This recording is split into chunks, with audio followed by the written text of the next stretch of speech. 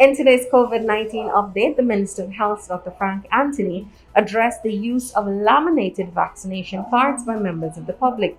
We also learned that Region 1 is leading in its vaccination campaign.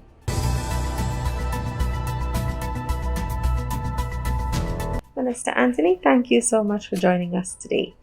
Thank you very much for having me. Yes, sir.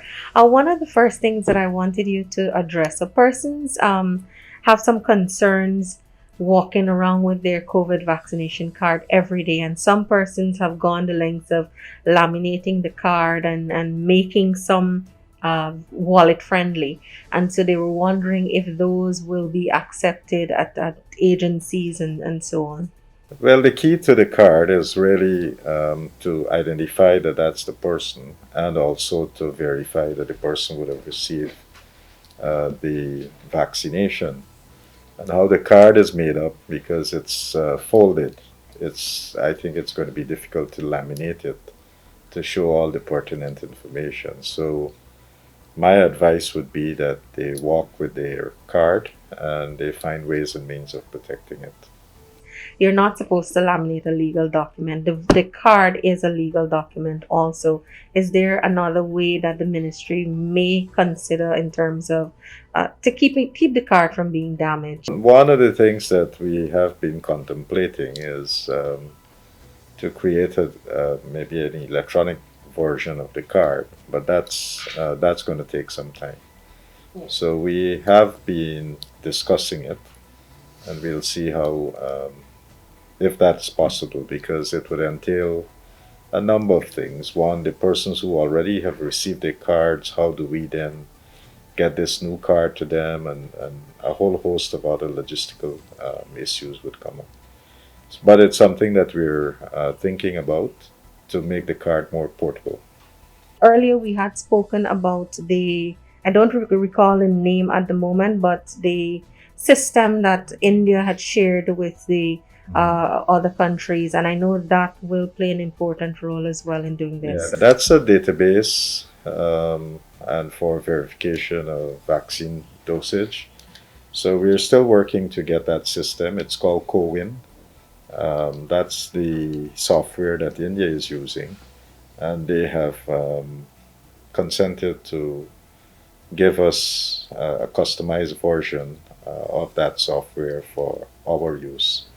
So we are continuing those discussions, and hopefully, as soon as we finalize it, we'll then be able to move our database into that software, and it has a lot of ease of functions that would allow quick search if necessary, and a whole host of other features. I know you had started in trying to get more of the sites up and running. Could you just give us an update on that? Well, yesterday, for instance, we had 106 sites that were operating, but these vary day by day. But on average, we do have about 100 fixed sites, and then we'll add mobile sites, teams that are going out, teams that are doing house to house, teams that are doing special drive-throughs, and so forth. So when we add those, often it's more than 100 sites. We have several sites in Region 4, and in Georgetown in particular, we have a number of areas where you can go and get vaccines. So the ministry here seems to be a very popular site. But you also have sites in Sophia, you have sites at the Georgetown Public Hospital. There are about 8 or 9 sites. Most of the health centers in Georgetown are actually vaccination sites. There are a few health centers right now that are under repairs, so obviously we're not working out of those sites, but all the rest are basically vaccination sites. So I think we have about 9 such sites in and around Georgetown.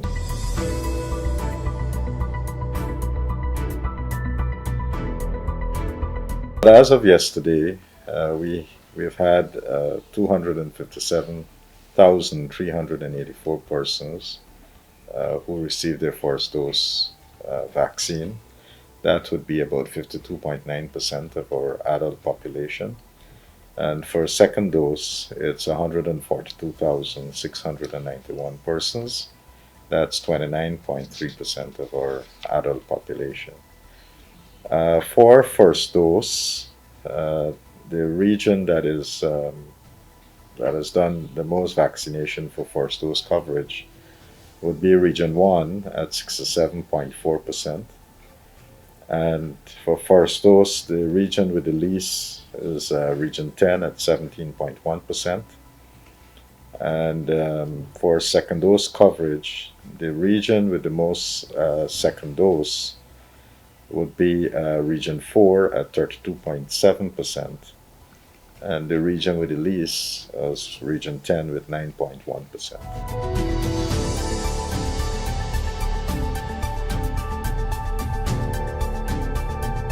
No, obviously not. It's the reverse because COVID-19 vaccine actually protects people from dying. And if you're fully vaccinated, in Guyana, if you're fully vaccinated, we haven't seen any person dying from COVID. Well, that's it for today's COVID-19 update. Of course, we just spoke with the Honorable Minister of Health, Dr. Frank Anthony. Remember, for more information, you can log on to our website, dpi.gov.gy, and the Ministry of Health's website as well, health.gov.gy, and of course, our social media platforms.